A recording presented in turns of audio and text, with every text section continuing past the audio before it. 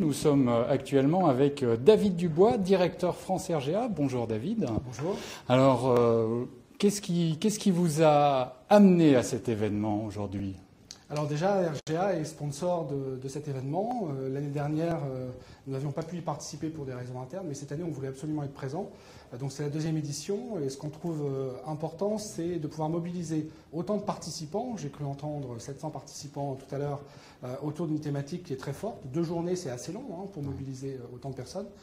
Pour nous, ce qui était important, ce sont les rencontres. C'est de voir finalement qui aujourd'hui bouge dans l'univers du digital et comment tout ce qui se passe autour du numérique et de l'assurance vient impacter progressivement finalement notre écosystème d'assureurs et de réassureurs, puisque je suis réassureur.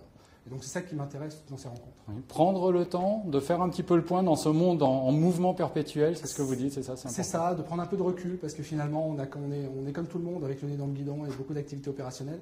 Et parfois ça fait du bien de s'arrêter, de regarder et simplement d'écouter qui parle, ce que les gens disent, quelles sont les idées qui fusent. Et en général, ces quelques heures ou journées de réflexion permettent de donner beaucoup d'énergie pour plus tard. Donc ça aussi, c'est ce que j'attends des rencontres et de l'énergie. Alors, un des métiers concernés par le développement des nouvelles technologies est celui d'actuaire. Quel est cet actuariat ? Comment on peut le définir ? Alors en fait, déjà, il faut savoir ce que c'est. Le métier d'actuaire, c'est un métier d'évaluateur de risque. Les actuaires, à la base, sont des mathématiciens. Ils font des évaluations du risque avec différents modèles. Certains modèles sont assez traditionnels, puisque l'actuariat est quand même une science plutôt ancienne. Le vrai sujet aujourd'hui, c'est comment le digital, le numérique, les algorithmes et les nouvelles technologies impactent à la fois le risque et la manière de l'évaluer. Et donc pour les actuaires, c'est une vraie révolution de leur métier, parce que finalement, leur écosystème étant chamboulé, ils sont eux-mêmes directement impliqués dans une révolution de leur métier. Et donc en tant qu'évaluateurs de risque, ils doivent à la fois regarder comment les risques sont en train de bouger et comment les nouvelles technologies vont leur permettre de mieux apprécier finalement ces risques en temps réel, puisque le sujet du numérique, c'est d'apprécier constamment les évolutions et de les intégrer dans les réflexions. C'est ça, c'est ce qui est à prévoir pour demain, justement, la nouvelle technologie va permettre une meilleure évaluation des risques ? C'est probablement ce qui est à prévoir. Je pense que les nouvelles technologies, alors soit parce qu'elles influent directement les risques ou les comportements, par exemple, des assurés, soit parce qu'elles amènent des nouvelles techniques d'évaluation. Mais toute cette nouvelle technologie, finalement, impacte le métier au travers de la diffusion qu'elle a pour le métier d'actuaire par lui-même, mais aussi pour les employeurs, pour toute la chaîne de valeur des assureurs ou des réassureurs, en tout cas de tous les organismes qui portent le risque. C'est important parce que finalement, quand on ne peut pas faire un focus uniquement sur l'actuariat, parce que c'est tous les métiers qui sont chamboulés, les tarificateurs médicaux, la gestion, la vente bien évidemment, donc tous les métiers, de manière très transversale dans la chaîne de valeur, sont pratiquement impactés, voire très fortement impactés, par cette passation du numérique. Vous dites chamboulé, fortement impacté, ce sont des mots très forts, quoi. Parce que c'est très fort en fait. Et je pense que la difficulté qu'on a quand on est opérationnel, c'est qu'on a une permanence dans la manière dont on gère son métier. Et quelque part, on ne se rend pas compte que les choses bougent autour de soi. C'est comme un cheval à qui on met des œillères, on trace, sauf que l'environnement à côté est en train de bouger.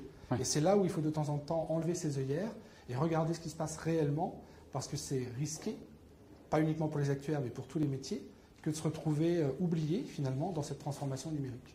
Oui, ce que vous dites, c'est bien d'aller vite, mais il faut savoir regarder autour de soi. Absolument, d'où ces 2 jours. Exactement. On va parler de l'assureur augmenté. C'est un concept que vous avez souligné récemment. Comment vous le définissez ? Alors effectivement, c'est un concept qu'on a mis en place lors d'un colloque RGA qu'on a organisé en France, à Paris, en janvier 2017, cette année. L'idée, en fait, nous est venue d'échanges qu'on a eus avec Jean-Luc Gombet, notamment pour monter ce colloque, où on s'est dit, mais finalement, on parle beaucoup d'humain augmenté. Depuis le début du XXIe siècle, alors on parle de transhumanisme, d'humain augmenté, alors avec des connotations un peu mythiques, religieuses. Nous, ce n'était pas le sujet. Le sujet, c'était, est-ce que l'assureur lui-même peut être qualifié d'augmenté ? Et donc, en fait, quand on a travaillé à ce concept, qui était d'ailleurs le titre de notre colloque, c'était de dire, l'assureur augmenté, c'est l'assureur qui voit l'augmentation de sa performance grâce à la transformation digitale, grâce à la passation du numérique au travers de l'ensemble de ces strates de sa chaîne de valeur. Alors évidemment, quand on dit l'augmentation de la performance, de quelle performance on parle ? Il y a la performance financière, mais il y a aussi la performance sociale, la performance dans le marketing, dans la gestion de la relation client. Et donc on peut regarder finalement cette augmentation au travers de l'ensemble de la performance d'un assureur. Et quelque part, quand on est réassureur, c'est un vrai sujet. Parce que si en face de moi, en tant que client des assureurs, j'ai des assureurs augmentés, est-ce que je peux continuer à avoir le même métier que celui que j'exerce depuis 10, 15, 20, 30, 40 ou 100 ans pour certaines compagnies de réassurance? Parce qu'on parle d'une réaction en chaîne, en fait, finalement, avec l'impact sur l'assurance, mais également qui se transmet sur le métier de réassureur, en fait. Absolument. D'autant plus que les réassureurs ont souvent été des précurseurs sur le marché de l'assurance en amenant un certain savoir-faire sur l'analyse et l'évaluation des risques. Parfois, pour certains marchés, c'est le cas de l'assurance dépendance, typiquement, les réassureurs ont été précurseurs de l'évaluation du risque, ont amené cette technologie ou ces informations ou cette vision du risque auprès des assureurs qui les ont ensuite diffusées. Le sujet, c'est que si j'ai des assureurs augmentés qui ont une manière de travailler différente, une accélération de leur process de production, une meilleure information de leurs risques, de leurs clients, comment moi, réassureur, je me situe dans la chaîne de production et à quel moment j'interviens? Est-ce que je suis en bout de chaîne où je vais me voir repousser tous les risques que l'assureur ne connaîtra pas et je serai en train de gérer des risques extrêmes purement et simplement, ce qui n'est pas du tout ce que souhaitent les réassureurs. Ce qui n'est pas enviable. En tout cas pas RGA. Ou alors est-ce que je passe en amont et donc quelque part je me remets dans la chaîne de production, je repasse en amont de cette chaîne et donc moi-même en étant augmenté, je participe finalement à cette évolution de la performance et j'intègre complètement une manière de penser différente. Ce qui est difficile parce qu'on est un métier très traditionnel en réassurance et donc quelque part on est aussi obligé de faire notre évolution comme le font les assureurs. Alors, une évolution, une révolution qui va passer par quels outils concrètement? Est-ce qu'ils sont déjà identifiés? Alors en fait, il y a plusieurs outils qui existent. Chez RGA, on a développé plusieurs types d'outils pour le digital, pour l'innovation. L'innovation pour nous, c'est apporter finalement des nouvelles capacités à nos clients. On a trois types d'outils pour ne citer que cela. Les outils qu'on appelle de e-souscription, c'est-à-dire de souscription automatisée des risques, notamment des risques aggravés.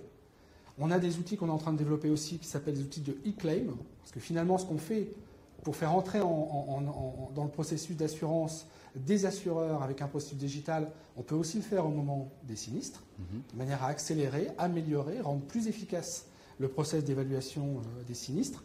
Et puis aussi on a ce qu'on appelle la modélisation prédictive qui vise à faire évoluer la manière dont on tarifie les risques, de manière à peut-être se passer de certains critères, de certaines variables qu'on utilisait précédemment, comme des variables purement médicales, pour utiliser d'autres variables qui sont tout autant prédictives que celles qui étaient utilisées précédemment.